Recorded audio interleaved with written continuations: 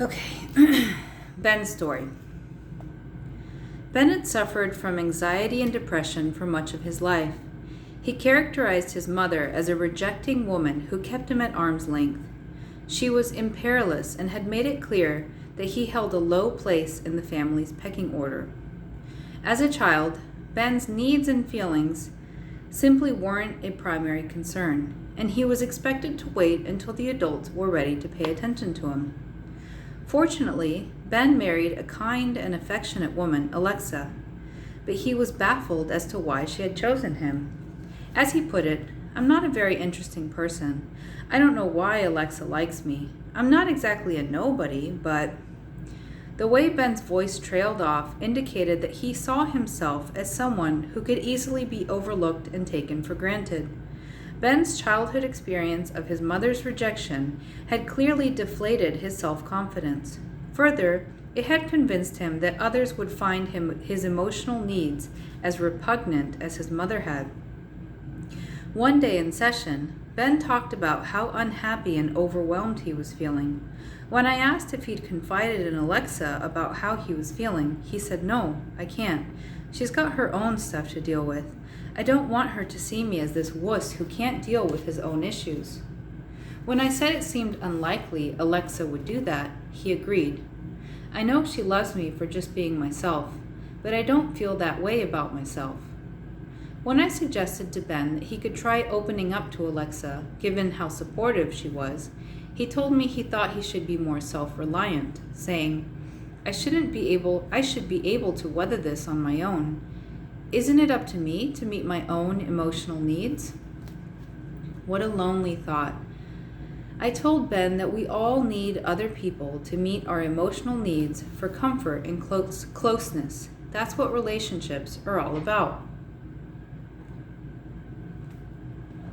Charlotte's story. Charlotte provides another example of this tendency to see current situations through the lens of past parental rejection.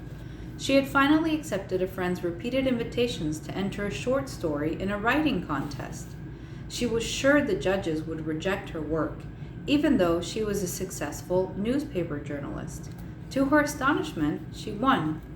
For Charlotte, this stirred up painful memories of all the times in childhood when she was criticized and shamed by her parents for trying to stand out. Her parents weren't capable of emotional support and instead found reasons to disparage her accomplishments. Now, even as she was thrilled about her award, she simultaneously felt terrified that someone would step forward to mock her or expose her as undeserving. Instead of sharing her happiness with everyone, she kept it to herself, telling herself no one was interested. Now, if you can relate to any of the stories that we've had, I know personally I relate to a lot of these.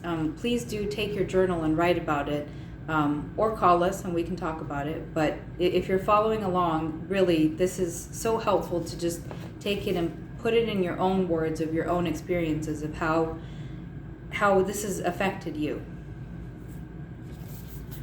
Childhood loneliness beneath adult success.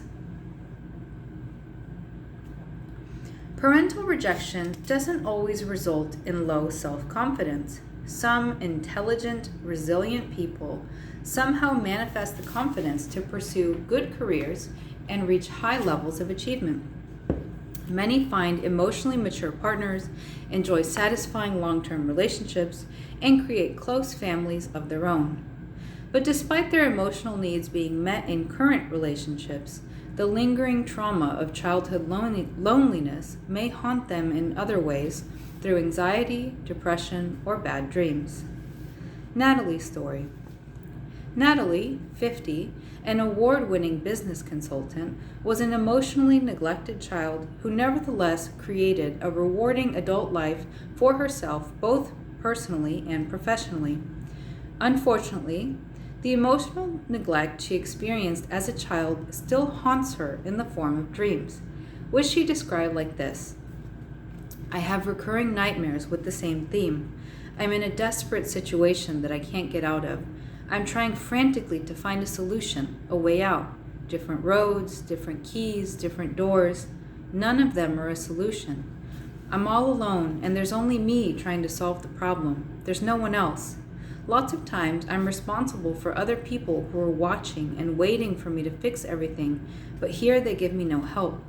There is no comfort to be found. I have no protection, and I'm not safe. Then I wake up, and my heart is racing. What Natalie's dream captures what it feels like to be emotionally alone. She has to deal with everything by herself and doesn't consider asking anyone for help. This is how children of emotionally immature parents feel. Their parents may technically be present, but they offer little help, protection, or comfort. In her family life, Natalie still takes care of her elderly mother, who lives with Natalie and her husband and kids. But no matter how much Natalie does, her mother still complains that Natalie has never loved her or helped her enough. Since childhood, Natalie has felt the responsibility for her mother's emotional state. Meanwhile, Natalie was on her own because her mother wasn't a person she could turn to. Children like Natalie often grow up as little adults, helping their parents, giving them no trouble, and appearing to need practically nothing. These capable kids may seem like they can parent themselves, but they can't. No child can.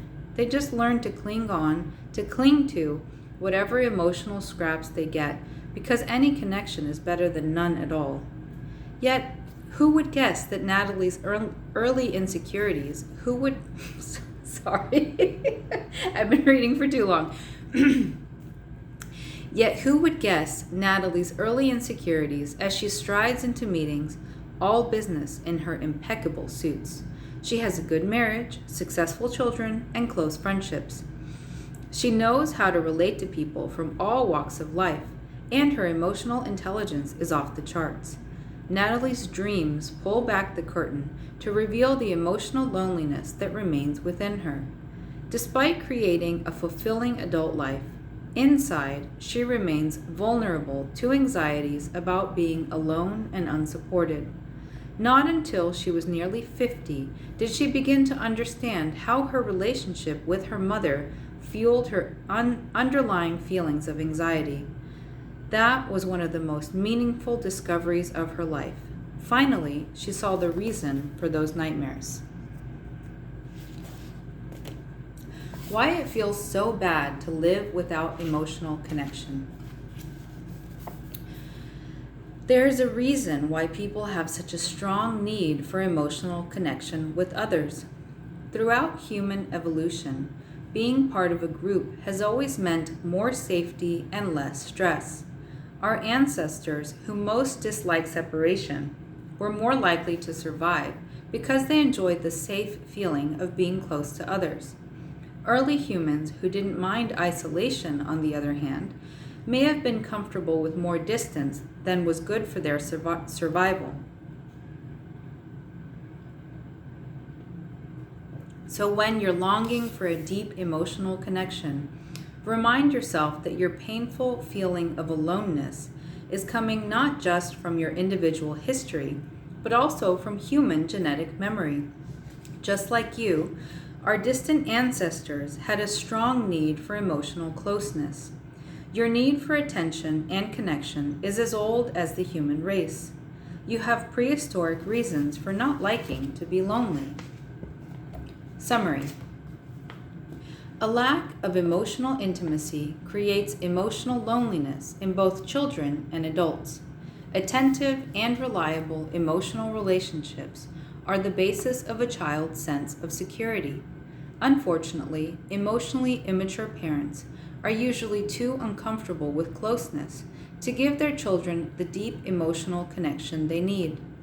Parental neglect and rejection in childhood can adversely affect self-confidence and relationships in adulthood. As people repeat old, frustrating patterns and then blame themselves for not being happy. Even adult success doesn't completely erase the effects of parental disconnection earlier in life. Understanding how your parents' emotional immaturity has affected you is the best way to avoid repeating the past in your adult relationships. To that end, in the next chapter, we'll look at the hallmark characteristics of emotionally immature parents. All right, y'all, that was chapter 1. I hope I fixed the flip so you can actually see this correctly and not in mirror image.